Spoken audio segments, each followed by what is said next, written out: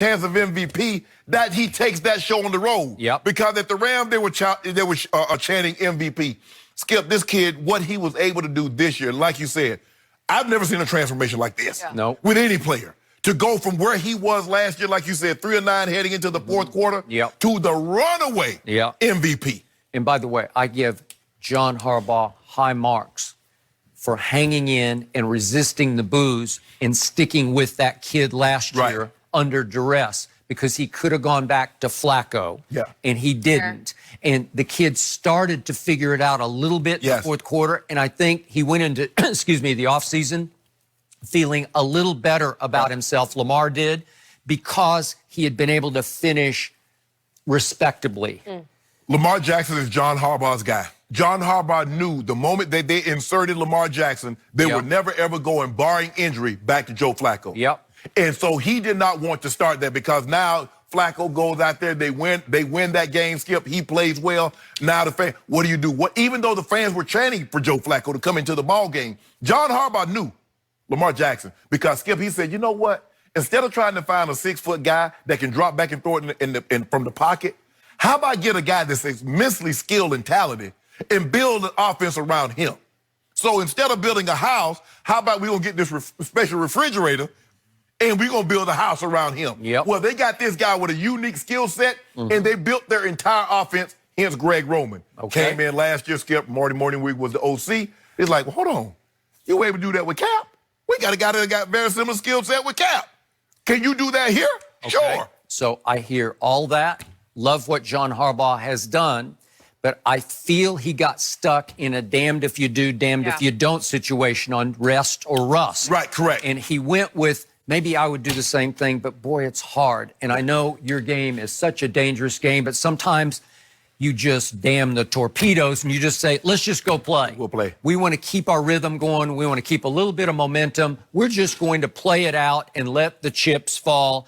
And sometimes when you go play hard, you don't get hurt. True. And so he took the 3 weeks off route, and he is going to be on some hot seat if they do happen to lose this game. He is going to take, speaking of Flacco, he's going to take a lot of flack. Right? He's going to take the brunt of the blame. Are you being a prisoner of the moment? Are you looking at what Tennessee was able to do to New England? I am, especially because I'm a Brady fan, obviously. But the prisoner of the moment that I am imprisoned by was that big old moose who runs like a deer. That guy, who goes about 250 pounds, Derrick Henry, with burst that shocked me. And I think he's starting to shock his own team, because nobody saw that coming either. In his own way, he's sort of going Lamar Jackson on the league, because for the longest, he was a backup. There was a time tried to trade him. They tried to trade him at the trade deadline a year ago. Even that long, Yeah, not that long ago. And yet, over the last 5 games, they have upped his carries to 26 a game. And I'm looking Saturday night for 30-ish carries, right? Yeah, absolutely. Because he is on fire, and he is the classic running back who, the more you give it to him, the hotter he gets. Well, the thing was that what hurt New England, Skip, is that they couldn't get separation. So even though the biggest lead they had was 13-6, that's not enough a lead to deter the Titans from running the football. You got to race out, and you look at teams that beat them, they get out to leads and they take Derrick Henry, or they take the run game out of it. Because you get down 14, you get down 17 points, Skip, you're not running your way back into the ball game. Teams will just let you, you run out the clock, because the clock won't stop running. So the Baltimore Ravens, is going to be imperative for them to get a lead of at least 2 scores to try to deter. I want the ball in Tannehill's hand, not in the stomach of Derrick Henry. And my fear is that the Ravens won't be quite ready to play. I'm not talking about just Lamar, but just the whole team won't quite be able to get back in sync until it's 7-0 or even 14-0 Tennessee. And if it does get to 14-0 Tennessee, I'm going to give Tennessee a real good shot of hanging on to that. They might be too ready to play. They might be too anxious, too amped up to come out and show, oh, they think we're going to be ready. And that's the thing that concerns you. Too. So 1 week ago right now, I sat right in this chair and I told you, I can't believe I'm doing this, but I'm about to pick Ryan Tannehill to beat Tom Brady in a playoff game at Foxborough.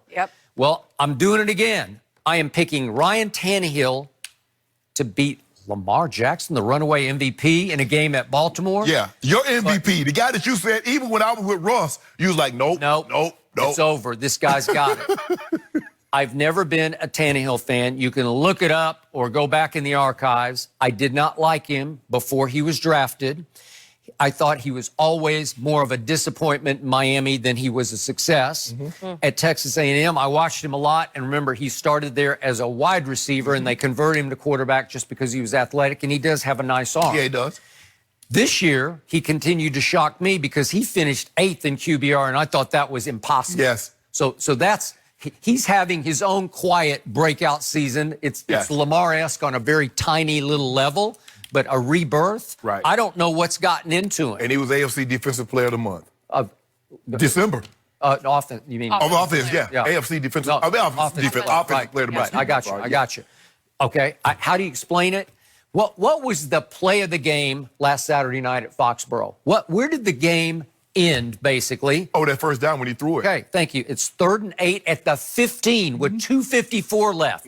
If you miss this pass, he threw it to his tight end, that first girl, I don't even know who he is, but again, he's been pretty good. Yes. Okay, that is an 11-yard completion that gave them 5 more plays to kill the clock. Correct. And when they finally did punt it, they were able to punt it to the 1-yard line and leave Tom Brady first and goal from his 1 with 15 seconds left. Right. Okay, help me out. With 2:54 left, facing 3rd and 8 at your own 15, what if he throws incomplete? Right. What's about to happen? Where will Tom Brady get the football? Right. Oh, he's going to probably get the football, at worst case, probably 35. Okay, maybe 40. So, and all he needs is a field goal.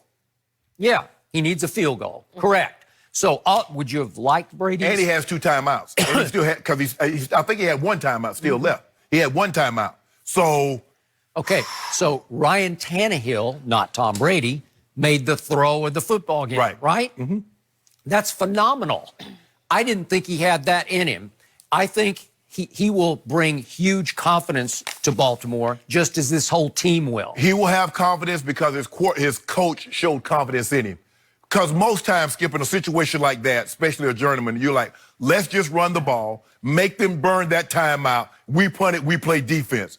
Mike Vrabel said, the heck with that. Son, go make a play. Sometimes it takes you to have confidence in a player for him to have confidence in himself. Yep. And by Vrabel doing what he did, and he rewarded him. Now, he got the perfect situation, Skip. They're playing cover 5, which is 22-man. DB's playing hard inside leverage. Yep. So anything out breaking, as long as he doesn't throw it out of bounds or the wide receiver bobbles it, it's going to be a catch. Because if you look at it, the DB jumps hard inside because he don't want to give him anything crossing. Yeah. He don't want to give him anything to the middle of the field. But Tannehill made an unbelievable throw. Under those circumstances. Yep, I agree. So here's what's about to happen.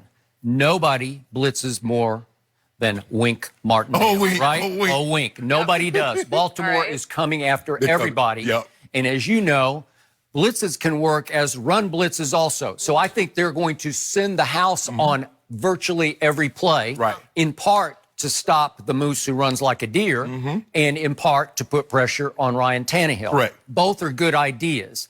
But the guy who's going to have to beat that more regularly is the quarterback. Yes. Because he's going to have favorable matchups everywhere because they're going to be sending extra DBs at him, right? Yes. And so he does have that kid from Ole Miss, A.J. Brown. Right. He does have the 5th pick in the draft in Corey Davis. Right. So they're going to have favorable, maybe even the tight end will have a favorable matchup. So it's up to Ryan Tannehill. If he can make 2 or 3 big throws in this game that break, they're going to be in trouble. Well, this is why you got Marcus Peters, who's a first-round pick, who was a former defensive rookie of the year. Yep. Marlon Humphrey going to the Pro Bowl, first-round pick. Yep. Jimmy Smith, first-round. Skip, that loaded with secondary. You look at the safety. He's a first-round pick. Earl Thomas. Carr, they moved Carr, who was a normal corner. He's playing safety now. If I'm not mistaken, he was a first-round pick or a second-round pick. So they're loaded back there. They're built to cover the pass. But the most important thing, Skip, you got to get out to a lead. because you don't want this game nipping to. This game could easily be an hour and a half. Because both teams going to run the football skill. They're going to be like basketball. You got to take a timeout. Hey, get to a commercial. Ernestine would love it if it's an hour and a half, because she might get me for a little bit of Saturday night once, right? Because they're running the football. Both teams are going to be committed to running the football. So my final advantage for the Tennessee Titans is they now have a backup quarterback who somewhat resembles athletically Lamar Jackson. That's what they're doing, right? Marcus Mariota. So they were using Marcus Mariota, now the number 2, to run the scout play. So at least they have a semblance of Lamar. He's not Lamar. No, right. But he ran 4.5 at the combine, so he's got a very similar skill set, very good sleight of hand with the zone read type stuff. Very few teams have that in a quarterback that can emulate the quarterback from the other team, especially if it's Lamar Jackson. Right. And my final point is that scares me about Baltimore is there's one game this year that was completely inexplicable to me at Baltimore. That was Baker Mayfield. I knew you were going to say that one. Baker Mayfield went in there and won 40-25.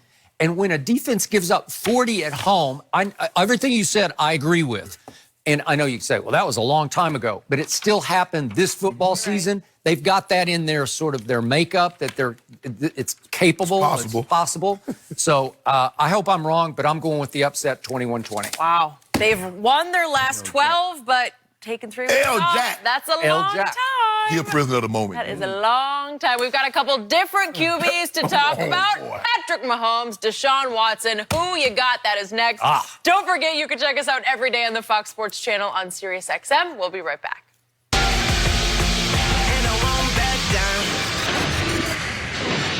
Sunday on Fox, it's a showdown between 2 of the game's best. Russell Wilson leads the Seahawks. Touchdown! Against Aaron Rodgers and the Packers. Let's go! The NFC Divisional game, Sunday on Fox and the Fox Sports